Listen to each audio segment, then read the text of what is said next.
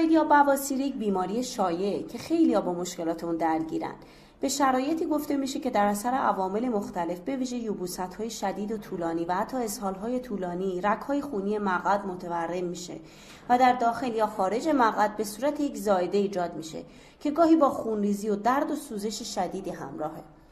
علاوه بر یبوست، افزایش سن، حاملگی، فشار زایمان طبیعی، رژیم غذایی کم‌فیبر و ویژگی‌های وراثتی و عدم ورزش و تحرک در ایجاد و تشدید هموروئید نقش داره.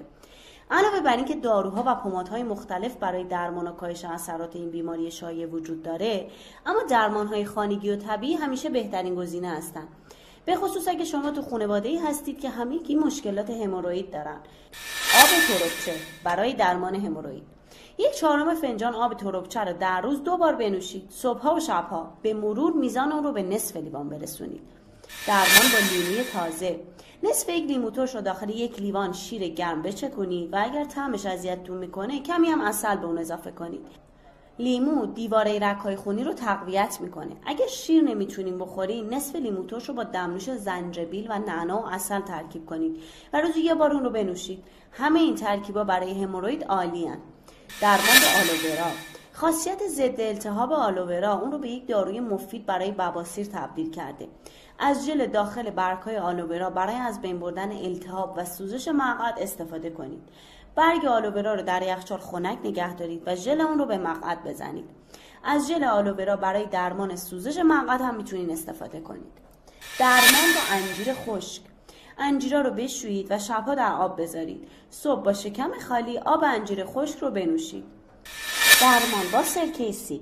1 قاشق چایخوری سرکه سیب طبیعی رو توی 1 فنجون آب مخلوط کنید و روزی 2 بار بنوشید. اگر تحمل سوزش اولیه سرکه سیب رو دارین، با پنبه سرکه سیب طبیعی رو به مقعد بزنید. در اول ممکنه کمی سوزش داشته باشه اما خیلی زود خوب میشین. درمان با سیاه‌دونه. 1 قاشق غذاخوری سیاه‌دونه رو روی حرارت تفت بدید و با همین میزان سیاه‌دانه تفت داده نشده ترکیب کنید و پودر کنید. روزانه نصف قاشق چایخوری از اون رو با آب میل کنید. استفاده از آب گرم باعث کاهش درد و التهاب هموروئید میشه. درمان با زیره. 1/4 قاشق چایخوری پودر زیره رو با نوک انگشت نمک مخلوط کنید و با آب ولرم روزی 1 بار بخورید. درمان با روغن بادام. روغن بادام خشکی و پارگی ناشی از یبوست و بواسیر رو بهبود میبخشه. برای چرب کردن مقعد کمی روغن بادام روی پنبه بزنید. میتونید این کارو چند بار در روز که احساس نیاز کردین انجام بدیم. درمان با روغن زیتون. روغن زیتون هم به علت خواص آنتی اکسیدانیش برای هموروئید خیلی مفیده. همچنین روغن زیتون کمک میکنه رگ‌های خونی راحت‌تر حالت ارتجاعی داشته باشن و کمتر مانع از خونریزی هموروئید میشه. روزانه مقعد رو با پنبه و روغن زیتون چرب کنید. و در نهایت آخرین درمان خانگی که میتونه به بهبود این وضعیت کمک کنه ورزشه. ورزش و تحرک روزانه تأثیر زیادی در بهبود یبوست که عامل اصلی هموروئیده به جا میذاره. حتما روزی 20 دقیقه حرکات ورزشی انجام بدین. مشکلات گوارشیتون خود به خود رفع میشه. در کنار درمان‌های خانگی، کرم‌های آنتی هموروئید رو هم میتونین از داروخانه تهیه کنین و به محض مشاهده علائم بواسیر و هموروئید از اونها استفاده کنید.